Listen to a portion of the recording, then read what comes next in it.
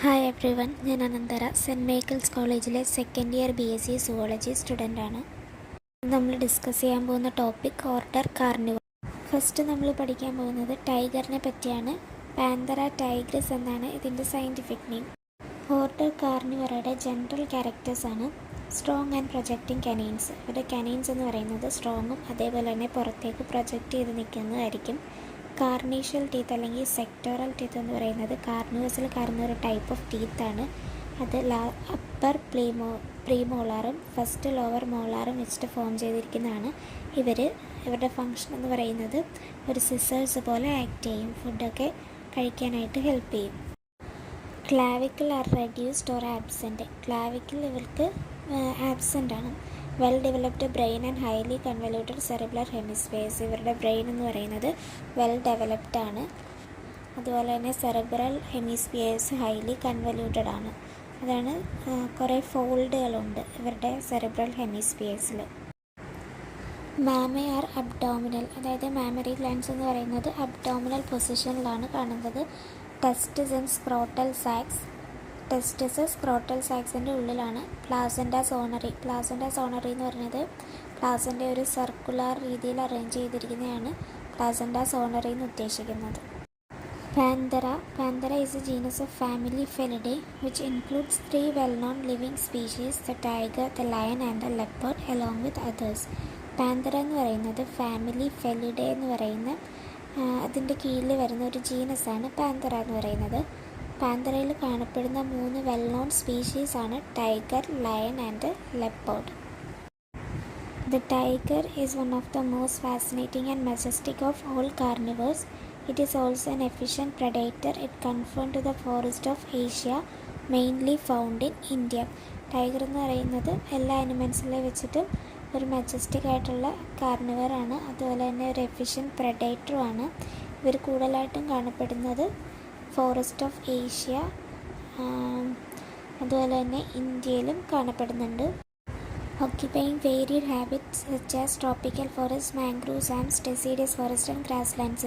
ഇന്ത്യയിൽ ഇവർ കാണപ്പെടുന്ന മെയിൻ ഏരിയാസാണ് tropical forest, mangrove swamps, deciduous forest, grasslands. Tiger has a strongly built body. Males are bigger than females. Body length more than 3 meters from snout to tip of tail and weighs up to 250 kilogram. ടൈഗറിൻ്റെ ഒരു body സ്ട്രക്ചറാണ് പറഞ്ഞിരിക്കുന്നത്. ഒരു body ഭയങ്കര strong ആണ്. Males ഫീമെയിൽസിനെക്കാട്ടിലും വലുതായിരിക്കും. അത് തന്നെ ബോഡിയുടെ ഒരു ലെങ്ത്, അതായത് മൂക്കിൻ്റെ അറ്റത്ത് തൊട്ട് ടെയിലിൻ്റെ അറ്റത്ത് വരെ ഏകദേശം 3 മീറ്ററോളം നീളം ഉണ്ടാകും. അതുപോലെ തന്നെ ഒരു 250 കിലോഗ്രാം വരെ ഇവരുടെ വെയിറ്റും ഉണ്ടാകും. It has a characteristic reddish yellow body with a broken series of black transverse stripes. The stripes are found on the legs too and the tail has black rings. അപ്പോൾ ടൈഗറിൻ്റെ കളർ എന്താണെന്ന് നമ്മൾ കണ്ടിട്ടുള്ളത് ഒരു reddish yellow കളറാണ്. അതുപോലെ തന്നെ broken series of black transverse സ്ട്രൈപ്സും ഇവരുടെ ബോഡിയിൽ കാണാൻ പറ്റും. ആ സ്ട്രൈപ്സ് അവരുടെ കാലുകളിലും ഉണ്ട്. അതുപോലെ തന്നെ ടെയിലിൽ വരുമ്പോഴത്തേനും അത് ഒരു ബ്ലാക്ക് റിങ് പോലെയാണ് കാണപ്പെടുന്നത്. The sense of smell and eyesight are poor in tiger, but the auditory sense is superb. The usual prey of tiger are large mammals such as antelope, water buffalo and other herbivores. ഇവരുടെ സ്മെല്ലും ഐസൈറ്റും ഭയങ്കര പുവറാണ്, പക്ഷേ auditory sense സൂപ്പർവാണ്. ഇവരുടെ usual പ്രേ എന്ന് പറയുന്നത് ആൻറ്റലോപ്പ്, water buffalo, അതുപോലെ തന്നെ ബാക്കിയുള്ള ഹെർബിവോറസ് ഒക്കെയാണ്. ആൻറ്റലോപ്പ് എന്ന് പറയുന്നത് മാനിനെ പോലെ തന്നെയുള്ള വേറൊരു type ആനിമലാണ്. Tigers are ordinary, solitary and independent in nature. Sometimes they live in pairs for long periods. Mating takes place when the tiger is receptive. അതായത് ടൈഗേഴ്സ് സാധാരണ ഇൻഡിപെൻഡൻ്റ് ആയിട്ട് ജീവിക്കുന്ന ആൾക്കാരാണ്, പക്ഷേ കുറച്ച് നാളത്തേക്ക് ഇവർ പെയേഴ്സായിട്ട് ജീവിക്കും. ആ സമയത്ത് ഫീമെയിൽസ് റെസപ്റ്റീവ് ആകുന്ന സമയത്തായിരിക്കും ഇവരുടെ മീറ്റിംഗ് നടക്കുന്നത്. There is no particular mating season. The gestation period lasts from 105 to 109 days and 1 to 5 cubs are born. ഇവർക്ക് അങ്ങനെ പ്രത്യേകിച്ചൊരു മെയ്റ്റിംഗ് സീസണൊന്നുമില്ല. ഇവരുടെ ജസ്റ്റേഷൻ പീരീഡ് എന്ന് പറയുന്നത് 105 തൊട്ട് 109 ഡേയ്സ് വരെയൊക്കെ വരും. 5 കുഞ്ഞുങ്ങൾ വരെയൊക്കെ ഉണ്ടാകും. The national animal of India, tiger, is a highly endangered species. Senescence of tigers in 1972 recorded the existence of only 1827 animals. ഇന്ത്യയുടെ നാഷണൽ അനിമൽ എന്നറിയപ്പെടുന്നത് ടൈഗറാണ്. പക്ഷെ ഇവർ ഹൈലി എൻഡേഞ്ചർഡ് ആയിട്ടുള്ളൊരു സ്പീഷീസ് കൂടിയാണ്. 1972 സെൻസസ് റിപ്പോർട്ടൻസ് വെച്ചിട്ട് 1827 അനിമൽസ് മാത്രമേ exist ചെയ്യുന്നുണ്ടായിരുന്നുള്ളൂ. The Government of India launched the Project Tiger in 1973. As a result of systematic management plans and habitat restoration, the tiger population has steadily increased to 4,000. അതായത് 1973 Indian government project tiger എന്ന് പറഞ്ഞ് ഒരു project launch ചെയ്തു. അതിൻ്റെ ഭാഗമായിട്ട് ടൈഗറിൻ്റെ population 4,000 ആയിട്ട് കൂടി. But the recent reports are again discouraging. Now the population is estimated to be slightly over 1,600. The main reasons attributed are increased habitat loss and poaching. വീണ്ടും എന്ത് പറ്റി?